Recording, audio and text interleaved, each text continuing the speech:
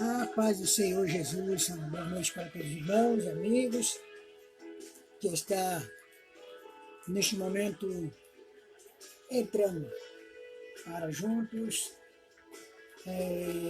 adorarmos ao Senhor na beleza da tua santidade. Deus, uma palavra para os nossos corações nesta oportunidade. Meus queridos amigos, irmãos, um amigo aí, convide um irmão, para junto nós adorarmos ao Senhor. Sei que o dia que nós estamos passando são dias meio difíceis, mas olha, uma coisa, Deus é bom. Deus é bom em todo tempo. Tudo isso você vai escutando aqui um fundo musical lindo. Ó.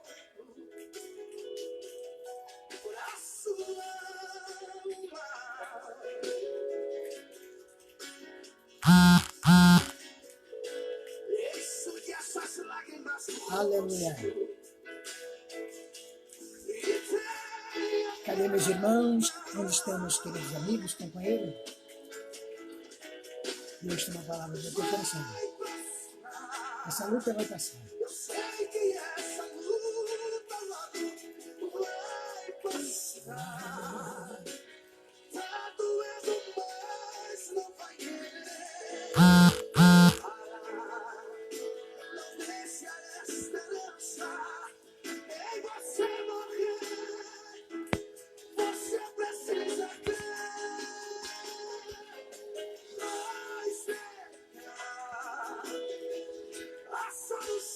Oh, glória a Deus. Vai passar.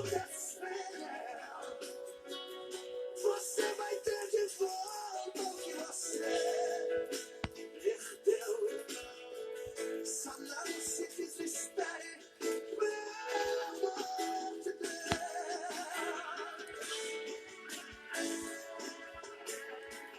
Vai passar, vai passar.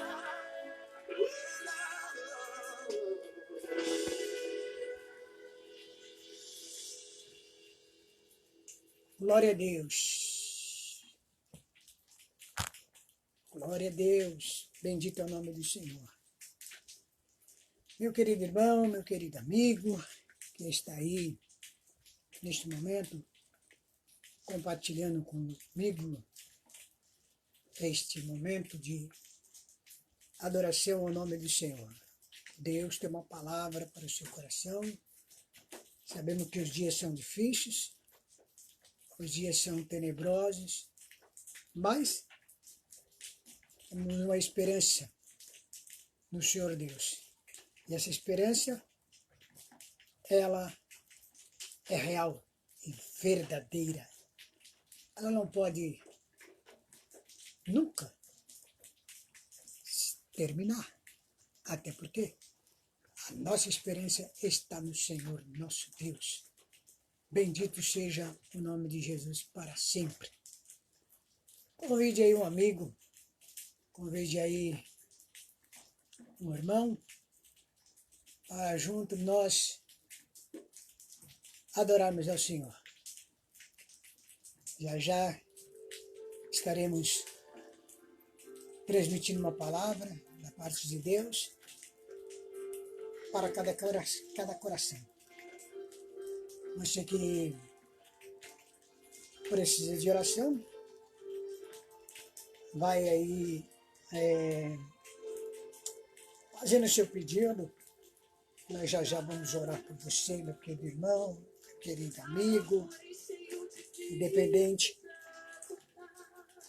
do seu credo religioso. Eu quero te convidar para você adorar ao Senhor comigo. Irmã Stephanie, Deus abençoe a tua vida, convide mais amigos, compartilhe, né? Se você quer ser um canal de bênção para outras pessoas, compartilhe essa live, né? Para que outras pessoas possam ser abençoadas pelo Senhor Deus. Já já nós vamos compartilhar uma palavra vinda do coração de Deus para os nossos corações. Bendito é o nome do Senhor. Enquanto isso, você vai fazendo o seu pedido de oração. E nós, no final da mensagem que nós vamos transmitir, vamos orar por você, pela sua família, para a nação Brasil. Vamos pedir a Deus que venha abençoar a nação Brasil, e não somente a nação Brasil, mas o Senhor Deus possa abençoar o mundo em geral, possa abençoar os 4 cantos da terra, e que o Senhor possa realizar uma grande obra nos 4 cantos da terra. Dias difíceis que estamos vivendo, mas cremos em um Deus que é poderoso, maravilhoso, e pode fazer uma grande obra na vida de cada irmão. Irmãos céus, Deus abençoe, Deus continue abençoando as vossas vidas. Meus prezados, queridos irmãos, eu quero ler uma palavra na Sagrada Escritura para uma breve reflexão, onde está escrito no livro de 1 Reis. Convide um amigo, convide um irmão, para que possa participar neste momento de reflexão, momento este em que Deus tem uma palavra para cada coração. 1 Reis, o seu capítulo de número 18, é um texto muito conhecido, mas, sobretudo, eu gostaria de convidar cada irmão, cada amigo, para junto nós adorarmos ao Senhor na beleza da tua santidade. Só Ele pode fazer alguma coisa por nós nesse momento, tantas lutas e tantas dificuldades em que o mundo está passando. Quando nós vamos para a leitura da palavra de Deus, aqui no capítulo de número 18, no primeiro livro que escreveu Reis, melhor, um equívoco da minha parte aqui. O texto diz assim, o capítulo 18, 1 Reis. Elias se apresenta diante de Acabe, conforme o texto sagrado diz aqui, capítulo de número 18, verso 1. E sucedeu que, depois de muitos dias, a palavra do Senhor veio a Elias no 3º ano, dizendo: vai, apresenta-te a Acabe, porque darei chuva sobre a terra. E foi Elias apresentar-se a Acabe, e a fome era extrema em Samaria. E Acabe chamou a Obadias, o mordomo, e Obadias temia muito ao Senhor, porque sucedeu que, destruindo Jezabel os profetas do Senhor, Obadias tomou 100 profetas e de 50 em 50 os escondeu numa cova e os sustentou com pão e água. E disse Acabe a Obadias: vai pela terra a todas as fontes de água e a todos os rios. Pode ser que achemos ervas para que em vida conservemos os cavalos, mulas e não percamos todos os animais. Meus queridos irmãos, meus queridos amigos, que está nesta hora compartilhando comigo esta palavra. Vamos observar aqui uma passagem muito conhecida, mas eu quero extrair aqui algumas lições para as nossas vidas cotidianas. Texto Sagrado, capítulo 18, primeiro livro de Reis, nos conta uma história de um profeta por nome Elias. Quem era Elias? Elias era um dos moradores de Gileade. O texto sagrado diz, no capítulo 17, que antecede o capítulo 18, vai nos falar da seguinte maneira. Uma breve meditação aqui, quero contextualizar esse texto, para que assim possamos compreender melhor o que Deus quer falar nesta oportunidade para as nossas vidas. Primeiro, o capítulo de número 17 nos narra a Sagrada Escritura que Acabe havia tomado o reino de Israel, porquanto Urim, o seu pai, havia morrido, e Acabe tornou-se rei de Israel. Diz o texto sagrado que Acabe tomou por esposa uma mulher por nome Jezabel, que era filha de Etibaal. Quem era Etibaal? Etibaal era o rei dos Sidônios, que ali diz a história que Jezabel era filha de Etibaal e ela era sacerdotisa. E ela adorava aos deuses de Baal. E agora a Bíblia Sagrada diz que Acabe, que era rei de Israel, casa-se com Jezabel. E agora Acabe permite agora o culto e adoração a um deus pagão nas terras de Israel. Ok? E a Bíblia Sagrada diz assim, então, que nesse cenário todo, agora Deus vai levantar o profeta Elias. Veja bem como que era o cenário. O cenário era assim.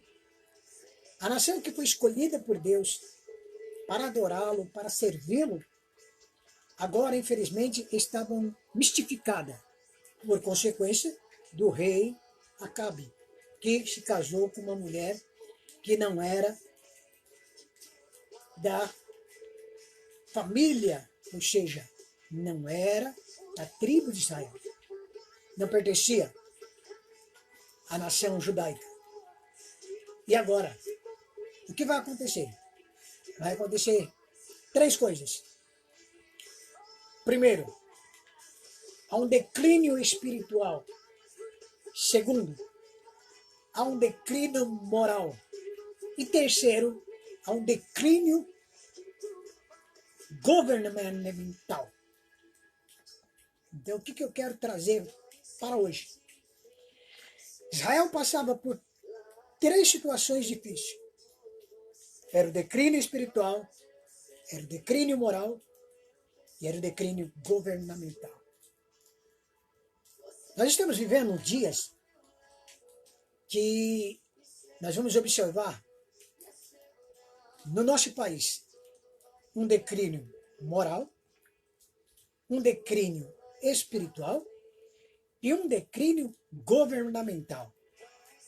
Nós vivemos praticamente em torno de 16 anos, onde os governantes da antiga gestância, a esses mesmos, corromperam a nação Brasil, aonde nós vamos observar que houve uma mistificação muito grande. Também nós vemos um declínio espiritual, aonde a igreja do Senhor do Brasil, ela acabou se mistificando. De uma maneira essa daqui que a gente observe que levantou muitos falsos profetas, levantou muitas pessoas que começou a enganar ao povo, dizendo ser até pregadores, pastores, outros tomaram títulos para si, E o declínio espiritual também muito grande dentro da nação Brasil. Ora, a gente observa bem claro que o declínio é tão grande espiritual na nação Brasil que as pessoas se rotularam apenas como evangélico, quando na verdade essa mistificação foi tão grande, mas tão grande o declínio espiritual, que chegou ao ponto de igrejas se tornarem empresa, pastores se tornarem empresários, e as bênçãos de Deus se tornarem produtos para negócios. Observe só, o declínio espiritual é tão grande na nação Brasil, mas tão grande, em que estamos vendo o declínio espiritual tão grande, onde se vende pedra, óleo, água, rosa, sal, caneta, enfim, tantas coisas vendendo, né, negociando e dizendo que isso vai curar, isso vai transformar, isso vai fazer isso vai fazer aquilo, quando na verdade nada disso vai acontecer. Infelizmente não aconteceu. Então o declínio espiritual é muito grande e a verdade ela não tem sido pregada na nação Brasil. Ora, Israel vivia essa situação. Até um ponto onde Deus não suportou mais.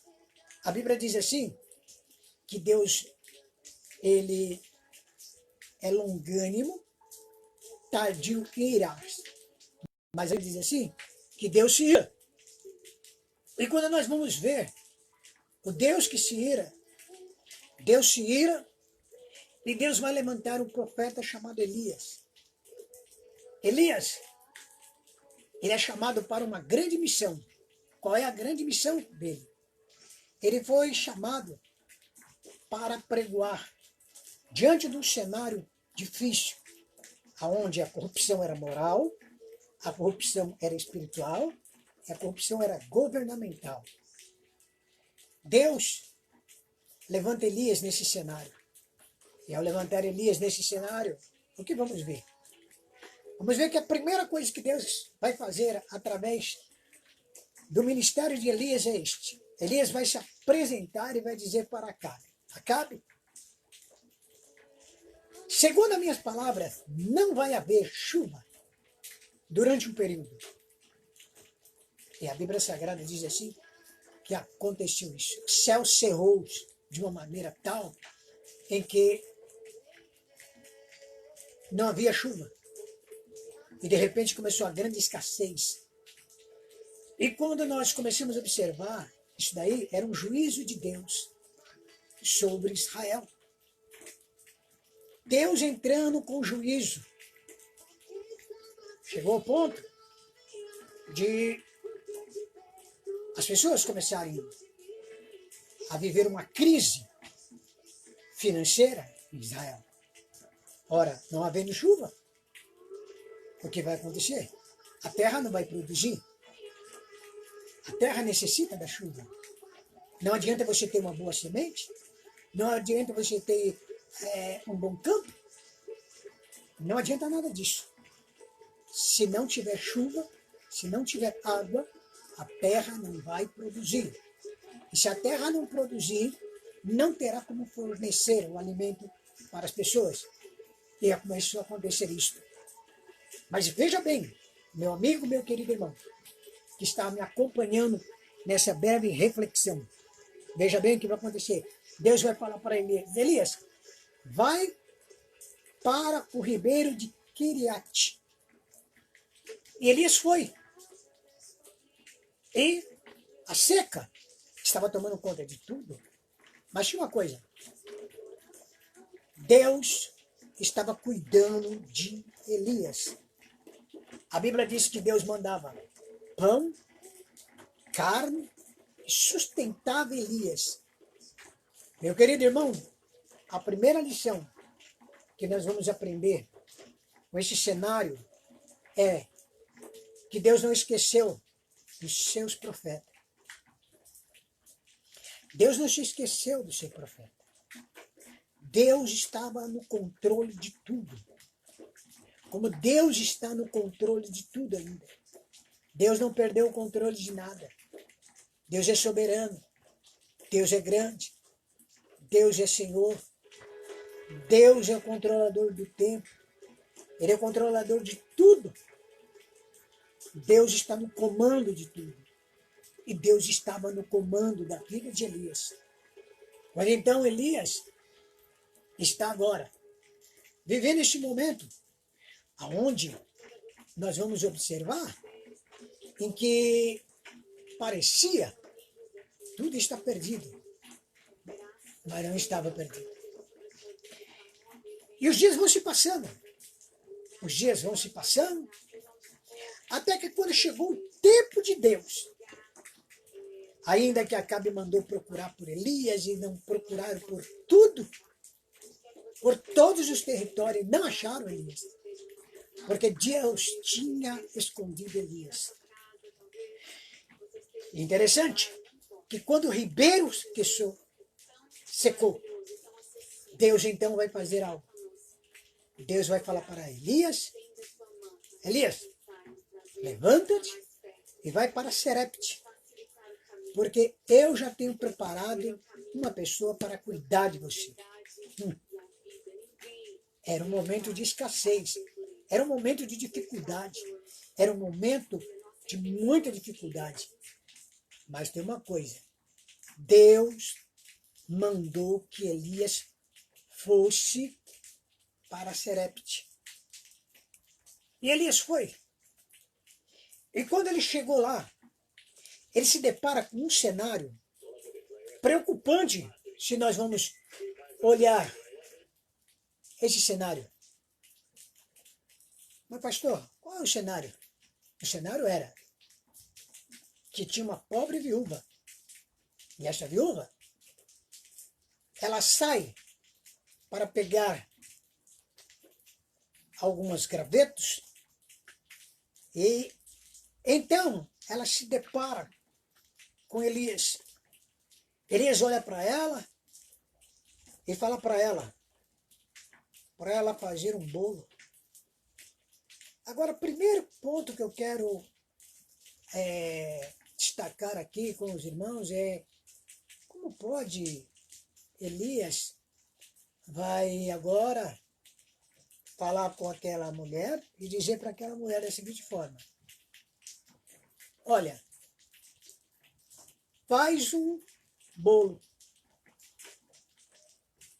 Mas a mulher, em contrapartida, vai dar uma resposta para ele e vai dizer assim: olha, a tua serva não tem muita coisa, a não ser um pouquinho de farinha na panela e um pouquinho de azeite na botija. Pare comigo agora e comece a meditar neste momento. Era um momento de crise, era um momento de dificuldade.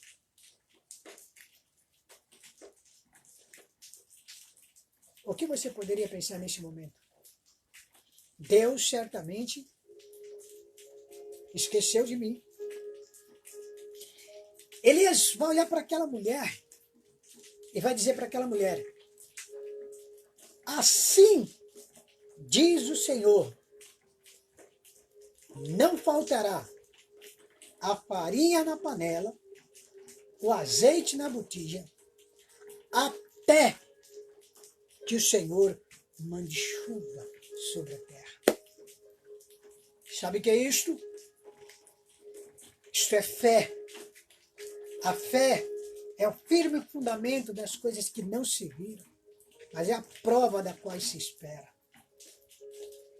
É por isso que Tiago escreveu dizendo assim: Elias era homem sujeito a mesmas paixões, mas tem uma coisa, ele venceu os desafios. O momento que nós estamos vivendo, a nação Brasil, é um momento de crise. Mas diante daquela situação que Elias está, era um momento de crise, de escassez. Era um cenário difícil, mas era o juízo de Deus.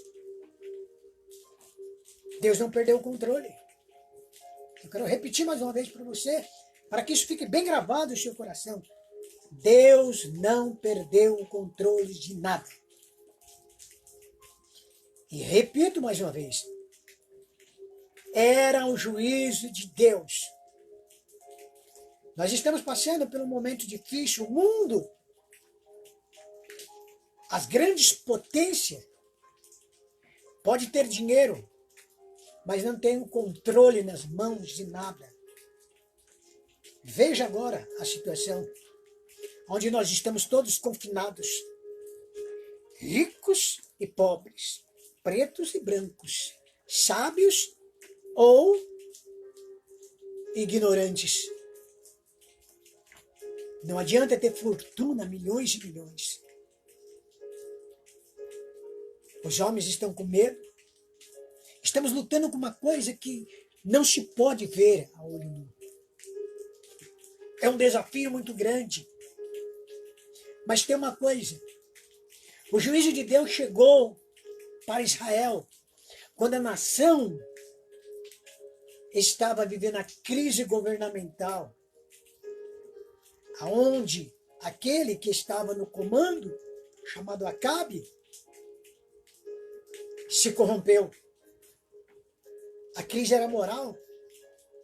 Quando então começou a mistificação, a adoração a todos os deuses, a prostituição, o pecado se alastrou. E também a crise era moral. Além de moral, era espiritual. Ninguém estava se preocupado. As pessoas serviam a Deus pelas coisas que ele dava, não pelo que ele era. E mal serviam a Deus direito ainda, né? Os templos estavam abertos, não estavam? E quantas pessoas iam para a igreja?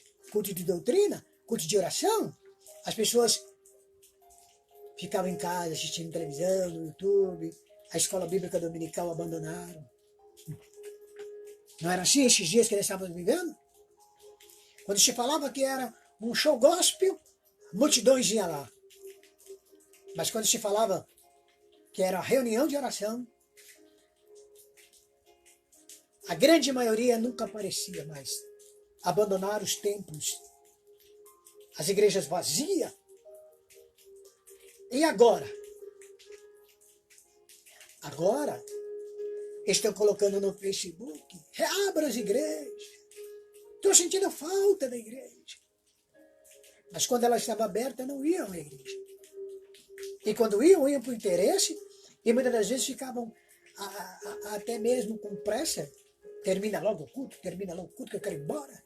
Eu não gostei desse pregador, eu não gostei daquele pregador, eu não gostei desse cantor, eu não gostei daquela cantora. Aquela rivalidade em cima do púlpito, quem pregava melhor, quem era isso, quem era aquilo. E os crentes também fazendo aquilo lá, né? Fazendo os seus montinhos, né?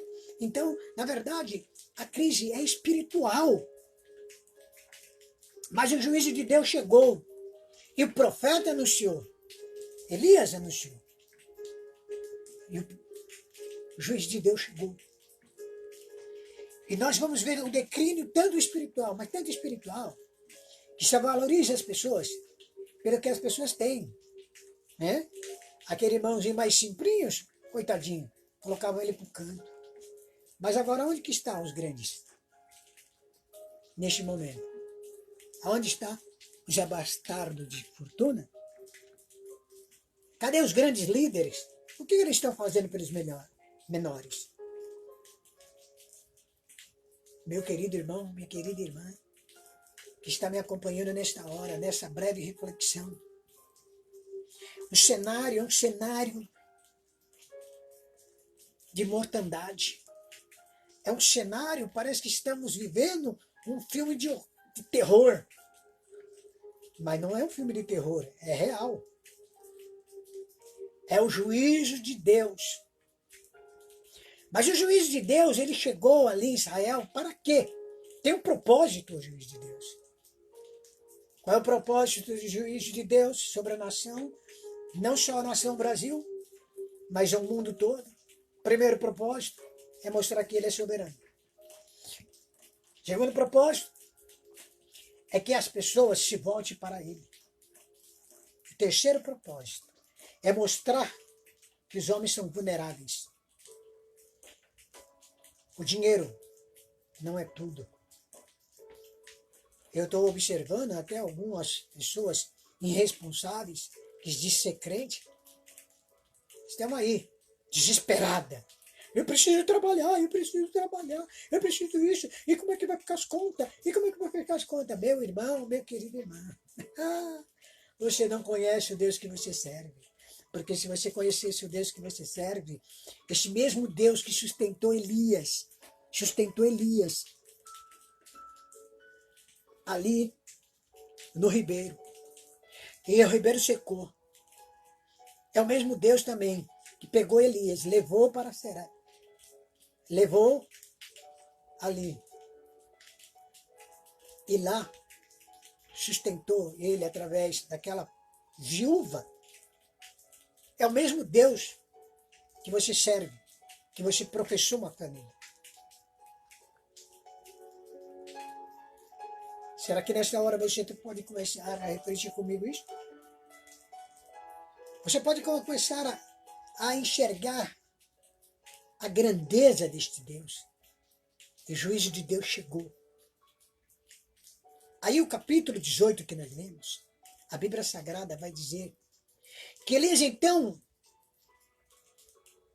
vai convocar agora a nação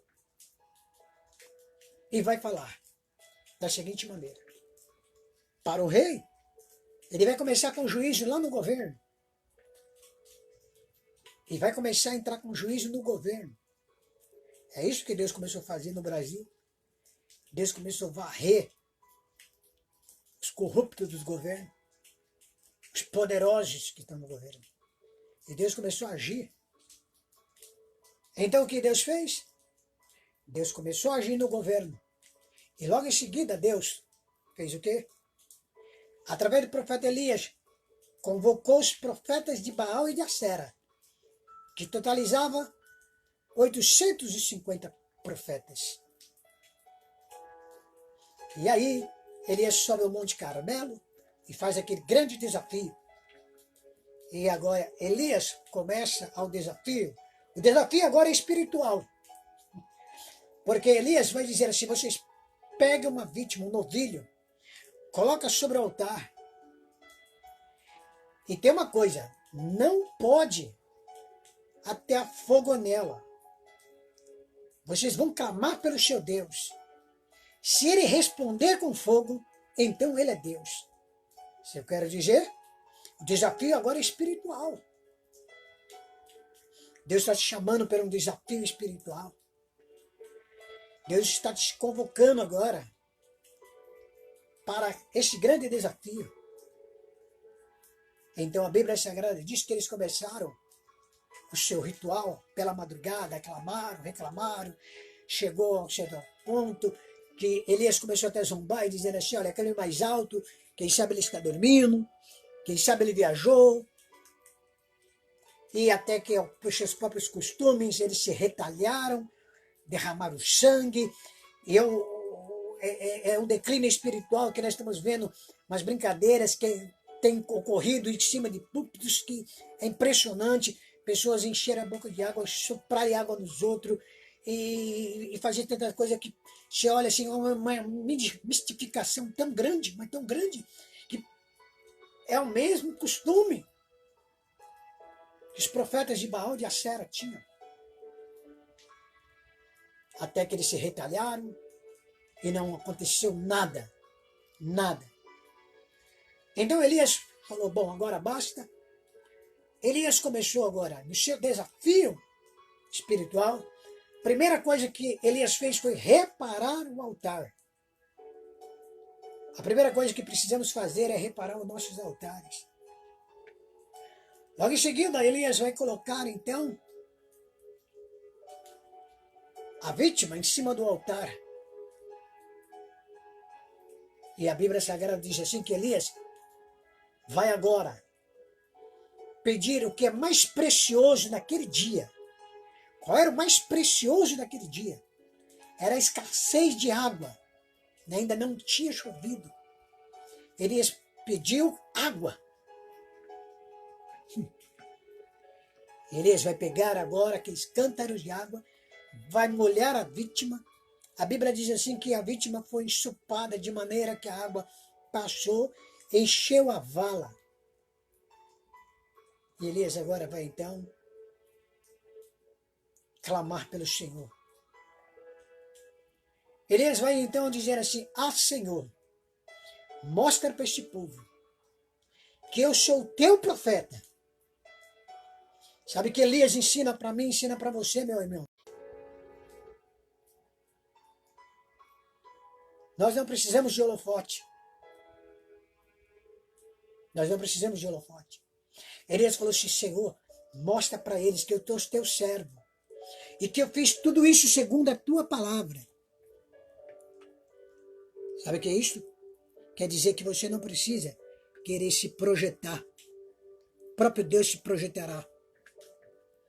E agora Elias vai clamar, e a Bíblia Sagrada diz que desceu fogo do céu, consumiu o holocausto. A água que estava na vala varreu tudo. E a Bíblia Sagrada diz que naquela hora todos começaram a clamar: só o Senhor é Deus. E naquela hora então Elias vai mostrar para aquele povo que tem um Deus que está no controle e que não era para eles continuar mais cocheando entre dois pensamentos. Jesus falou assim: olha, só tem dois caminhos. A porta é estreita, ela não teve reformulação. A porta não teve reformulação, a porta continua a mesma. Jesus falou assim: o caminho é estreito. Não houve uma reformulação, não houve uma duplicação no caminho. Não, senhores. Duplicaram a Fernão Dias, duplicaram várias rodovias, porém o caminho do céu não houve duplicação. Continua mesmo caminho. Mas ele falou assim: a porta é estreita, o caminho é estreito. A porta sendo estreita, são poucos que entrarão por ela. O caminho estreito, ele é apertado, mas ele vai conduzir ao céu. Mas o caminho largo vai te levar para o inferno e vai levar muitos. O juízo de Deus chegou sobre Israel no firme propósito. Deus não queria perder a sua nação. O juízo de Deus veio sobre a humanidade para que os homens reconheçam o seu senhorio, para que os homens entendam que ele tem o controle nas mãos de tudo e de todos. É ele que tem o poder de dar vida, é ele que tem o poder de tirar a vida. É ele que tem o poder de mudar de hoje para amanhã toda essa situação. Repreender de uma vez este vírus que ninguém enxerga. É uma luta invisível. O visível contra o invisível.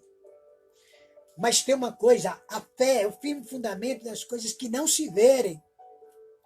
Você poderá não estar enxergando a olho nu este vírus, mas pela fé o Senhor pode mostrar e o Senhor pode agir, curar e fazer milagres. Bendito seja o nome do Senhor. E nesta hora, aleluia, você pode se aproximar mais de Deus. Aquele desafio que Elias fez, o juízo de Deus que entrou, que abalou, que trouxe, aparentemente, uma desestabilidade econômica em Israel. É como você que está desesperado, achando assim que vai haver uma desestabilidade monetária no Brasil, está aí desesperado, mas foi Deus que permitiu. Abalou a economia de Israel. Meu querido, mas também abalou também o inferno, também. E Deus mostrou que as economias serão abaladas mesmo. Mas mesmo que as grandes potências, como os Estados Unidos, como outros países do primeiro mundo, que não sofreram muito abalo na economia, mas também não tem como o seu recurso sobressair diante dessa peste que está lastrada, que já alcançou todas as fronteiras e ultrapassou. Não há barreira para ela. Ela passou. Mas tem uma coisa, Deus está no controle. E todos reconheceram o senhorio do Senhor. E sabe o que aconteceu? A primeira coisa que Elias mandou fazer: mata os profetas. Mata o profeta. Eu estou ouvindo e estou lendo algumas publicações. A primeira coisa, quando eu sair desse confinamento, as pessoas estão falando aí, eu quero visitar fulano, eu quero visitar. Não, senhor, a primeira coisa que você vai fazer é agradecer a Deus. E a primeira coisa que você vai ter que fazer, se você aprendeu a lição de Deus, é mata os falsos profetas. Não seja mais enganado por esses mercenários, esses exploradores da fé. Você não precisa comprar óleo, você não precisa comprar água, você não precisa comprar pedra, sal grosso, vender as suas propriedades, vocês não precisam nada disto. É por isso que Deus está permitindo que isto aconteça, para que os falsos profetas sejam desmascarados, porque agora mostrou o seu Deus para muitos. Cadê eles? Aonde eles estão? Vê se eles têm poder para te dar um copo de água e essa água você orar e ser curado? Não, senhor. Vê, porque eles não têm esse poder. São corruptos, são ladrões, mercenários, bandidos da fé. Mas a primeira coisa, mate os profetas. Elimine esses profetas falsos. Profetas de Baal, de Assera. E se volte para Deus. E sabe o que vai acontecer? O capítulo 18 diz: assim que matar os profetas de Baal, Elias vai fazer, olha só, quando se vence o desafio, aleluia. Quando você sair desse confinamento, sabe qual foi a primeira coisa que ele fez? A segunda coisa que ele fez? A primeira matou os profetas, a segunda em seguida, sabe o que ele fez? Ele poderia falar assim: bom, agora a crise passou, está tudo certo, matamos os profetas, o rei, o governo entendeu que tem um Deus no controle. Então ele poderia falar assim: vamos agora, vou receber aplausos. Não. A Bíblia diz que ele foi orar. E quando ele está orando, o moço está ao lado dele. Ele fala para o moço: o que você está vendo? O moço falou: ainda não estou vendo nada. Ele falou: o que você está vendo agora? Ele falou assim: agora eu vejo uma nuvem como uma palma de uma mão. Pequenininha, pequenininha. Elias vai dizer então: vai agora, diz para Acabe se aparelhar e vai para casa, porque vai descer chuvas do céu. Bendito seja o nome do Senhor. Aleluia. Sabe o que aconteceu? A chuva chegou. Oh, aleluia. Então, agora, passou agora aquela situação de dificuldade. A seca, a miséria passou, porque a chuva chegou. E quando a chuva caiu na terra, a terra começou a produzir. É por isso que eu quero terminar as minhas palavras no capítulo 7:14 de 2 Crônica. Se meu povo que chama pelo meu nome se humilhar, orar, buscar a minha face e se converter dos seus maus caminhos, então eu ouvirei do céu, derramarei sobre eles a minha chuva, sararei a sua terra. É o que Deus quer fazer com a nação Brasil e quer fazer com a tua vida. Que Deus abençoe, que Deus guarde, que o Espírito Santo continue falando fortemente ao teu coração. Essa breve reflexão está registrada no 1 Reis, capítulo 18, versos em diante. O juízo de Deus com o propósito de trazer o homem ao centro da vontade dele, saber que ele está no controle de tudo, para a glória do nome de Jesus Cristo, nosso Senhor. Eu quero agradecer a Deus pela vida de cada irmão, de cada irmã, que estão me acompanhando, me assistindo. Se você puder compartilhar essa live, compartilhe, para que outras vidas sejam abençoadas. Neste momento nós vamos orar. E você que está me assistindo, me acompanhando, precisa de oração, eu quero orar por você. Eu quero orar para a sua família. Eu quero orar para a sua casa. Eu quero orar para a nação Brasil. Quero orar pelas autoridades constituídas sobre esta nação. Quero orar por um mundo que está vivendo um caos. O juízo de Deus chegou, mas com a finalidade de aproximar os homens de Deus. Mostrar que Ele está no controle. E eu termino as minhas palavras dizendo que o Senhor, Deus, te abençoe. Que o Senhor Deus os guarde. Que o Espírito de Deus esteja sobre a tua vida. E que a tua casa seja abençoada. Que a tua família seja abençoada. Que a chuva possa chegar nesta hora de escassez total. Essa hora de muita escassez. Que a chuva de Deus possa chegar sobre a terra. Essa terra é você. Essa terra é você. E nesta hora, eu vou orar com você e por você. E pela tua família. Glória ao nome de Jesus. Vamos orar? Convide alguém que está aí. Ore comigo nesta hora. Querido Deus e eterno Pai. Ei, no nome de Jesus. Visita meu irmão, visita minha irmã. Ó Deus, que ele compreenda e entenda, meu Deus, o teu juízo que veio sobre a nação Israel, quando Acabe estava fora do teu propósito. O juízo chegou ali, com a escassez, com a fome, mas também, Senhor, o Senhor usou de misericórdia, levantou um profeta e cuidou dele, para mostrar que o Senhor está no controle de tudo. E continuará cuidando de nós. Continuará cuidando daqueles que te servem. Ó Deus, mas também, Senhor, aleluia, a chuva chegou para molhar toda a terra, porque todos ali entenderam que só o Senhor é Deus, que o Senhor está no comando de tudo. Os profetas falsos foram mortos e eles voltaram a orar, a buscar a tua vida. Reparar os seus altares, ó Deus, que possamos reparar os nossos altares. Abençoa, Senhor, a cada vida, abençoa cada família que está me acompanhando nesta hora. Ó Jesus, abençoa a nação Brasil, as autoridades que foram constituídas sobre a nação Brasil.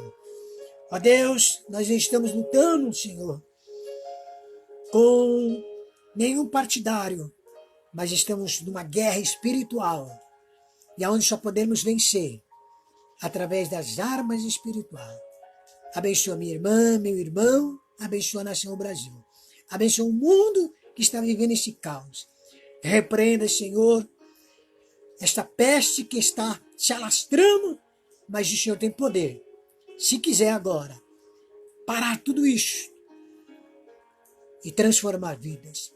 Pai, aos que estão me acompanhando, que estão ouvindo, aos que ainda não te aceitaram como Senhor e Salvador, que possa entregar a tua vida agora para ti e saber que não há outro caminho.